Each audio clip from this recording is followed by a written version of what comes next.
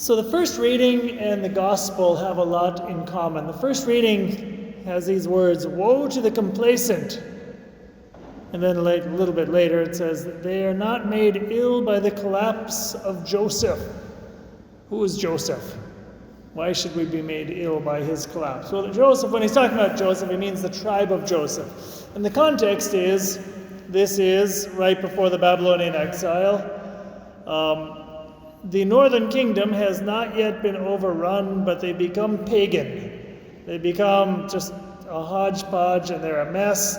And, by DNA they're still Jewish, but not by anything else. And the prophet is saying, woe to the complacent. He's talking about the leaders in Israel. He says, and he's reading this whole litany. You're sitting here comfortable. You're eating and drinking and rich, and you don't even care about the fact that, you're not living your faith. You are a materialist, and you don't even care about the fact that your brothers in the next kingdom have lost their faith, and things are collapsing around you, and none of it matters to you because you're comfortable. And that's pretty much what God is saying in this first reading. The reading of the rich man and Lazarus is kind of similar. You have the rich man, we don't know his name, and that's actually on purpose because later on you're going to see that Jesus, who is the rich man in this parable? The rich man was actually the scribes and Pharisees that Jesus was talking to. And he says, woe to you, okay? And he gives this example. You've got the rich man who is comfortable, he's eating, he's drinking, he's well-to-do, seems like everything is going great, and at his gate is this beggar who is starving. And the rich man, it never says that the rich man set his dogs loose on the guy or that he did anything bad to him. It simply shows that he doesn't care. Why? Because he's comfortable. He has become complacent. And this is the common theme. The danger that we have of becoming complacent. What are the things that can make us complacent? Well, one is simple laziness.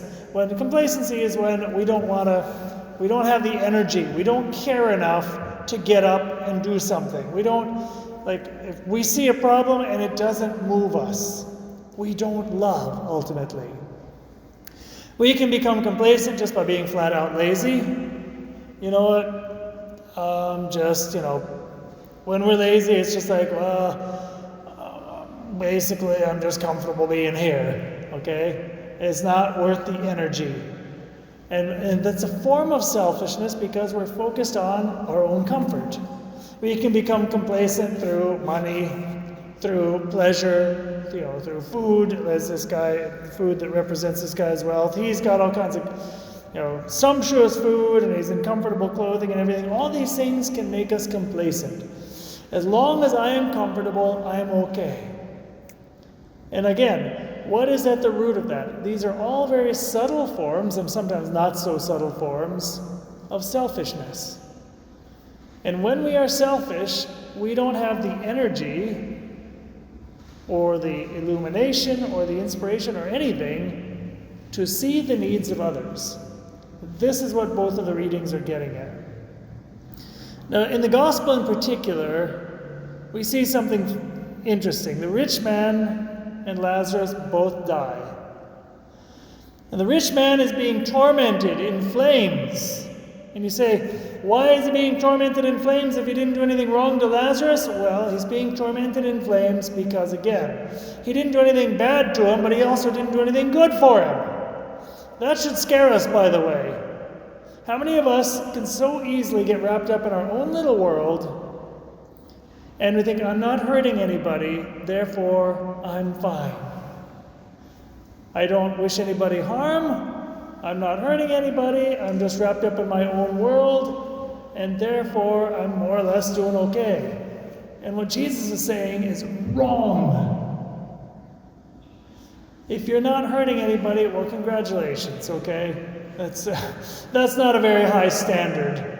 Okay, I must be a good person because I haven't shot anybody. Okay, well, that's nice that you haven't shot anybody. Congratulations. Big pat on the back. Okay? That doesn't mean that you love. That doesn't mean that you love. So some of this, what I'm about to say, is my own interpretation. Okay, there's symbolism here. I think the gospel gives us a little bit of latitude to interpret things. It says that the rich man is suffering in flames. What are the flames? Well, we're going to get there. I think we could ask ourselves the question, where is the rich man? The ordinary interpretation is the rich man is in hell, right? There's this, and it says later on, there's this gulf that cannot be crossed between the rich man and Abraham in heaven. Uncrossable gulf. Therefore, and he's suffering. The logical conclusion would be he's in hell. And that may be true. That may be what Jesus was getting at. I actually heard from Scott Hahn once. Scott Hahn is this famous Bible scholar, and this makes a certain amount of sense. He says he actually thinks he's in purgatory. Why? Because the rich man says, Father Abraham, first of all, Father Abraham, help me, I'm suffering. Okay, anybody in hell might do as much because you're suffering. Like anything, one drop of water, anything. You can imagine, he doesn't ask for a glass of water, he asks for a fingertip, a drop. You're like, this guy is that hard up that even one drop of water, could you imagine how hard the situation is? That anything is better than what I'm suffering. But the interesting thing is this. The man who is suffering in the flames cares about his brothers. He recognizes, he says, go to my brothers and warn them. A person in hell would not worry about that. A person in hell would want his brothers to come join him. A person in hell is going to be angry at himself, angry at the world, angry at his brothers. How come it's your fault I'm here, etc., etc., etc. A person in hell has absolutely no love and no concern for anybody but himself. This guy is showing precisely what he didn't show when he was alive, concern for somebody that is not himself. I think that's a good argument for the fact that where is he? He's in purgatory being purified. And that purification is teaching him how to love. He's still got a long ways to go, but there's a process going on there. So what are the flames? And this is really where things are going to get weird. The flames are God's love. Well, how can God's love be so painful? How can God's love hurt? Well, God's love does not hurt the parts of us that are the way they should be. Remember when St. Paul in one of his letters says, at the end of our lives, is that each person, their life is, we're building the temple, is that each person is going to be judged on how you build. Some people are going to build with stone, some people are going to build with wood or straw, and it's all going to be tested by fire, he says. Well, the stone in the fire, really, the stone is perfectly fine. Gold, metal, whatever. All that stuff, you stick in the fire, it's a big deal. But the wood, the straw, if you build a house out of newspaper, good luck. That's what this guy is going through. The reason he's in agony is all of the selfishness, all of the things that he is attached to still are being burned away. He's being purified, and purification always hurts. And the reality is, every one of us has sins that we are attached to in this life. And if we are not purified of them in this life, then we will, if we're lucky, be purified in the next life. If we're not purified in the next life, it means you're in hell and you're stuck with them. And the flames don't purify, they just torture. Okay? That's at least my interpretation. The flames are God's love that burns away his selfishness. So why is it then that the guy would say, that Abraham would tell him, look, there's a chasm between me and you, between people on my side and on your side, so the people on your side can't cross over to us and vice versa. Here's where Father Eric jumps in to the rescue. Probably heretical, but you know what? I'm going to do it anyway. I think it's like this.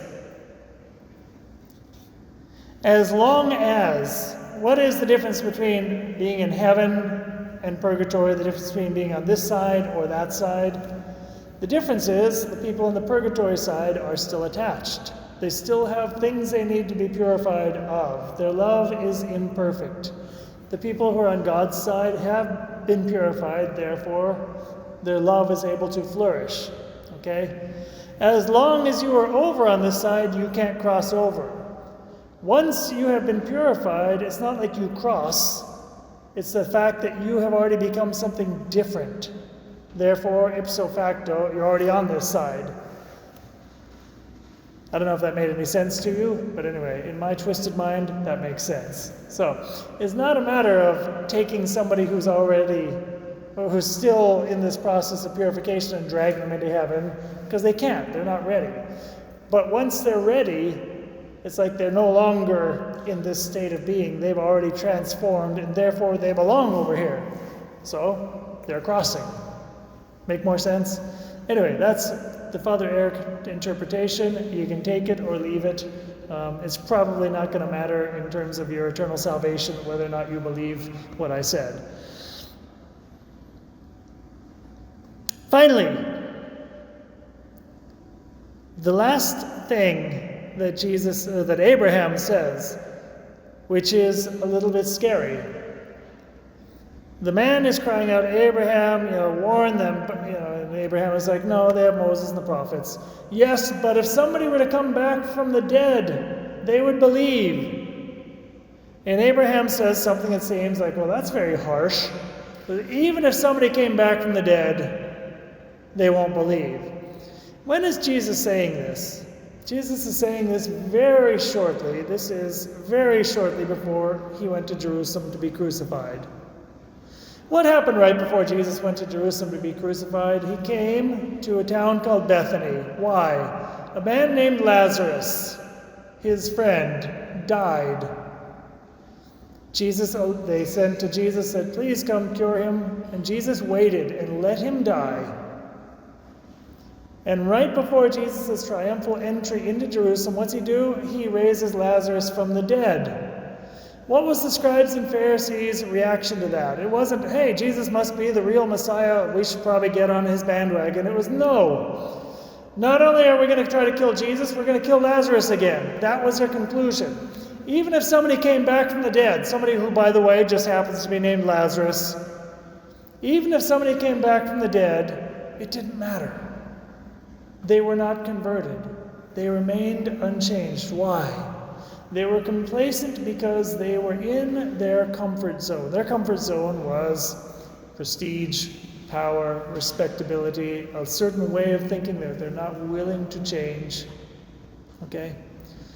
It is ultimately the complacency that God is talking about then is the complacency of a person who says, I'm not going to change. I'm good the way that I am.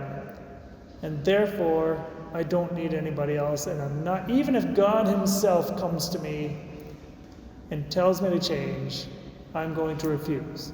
That's a very dangerous place to be. And the problem is, in little ways, you and I can fall into that. So, let's kind of summarize today's gospel. We are not called for complacency. We are called for holiness. And the one thing that prevents us from being holy is that attachment to ourself, attachment to our attachments, which is the opposite of loving. Attachments mean selfishness, and selfishness means I don't love, and not loving means I cannot be with God. The Father, and Son, and Holy Spirit.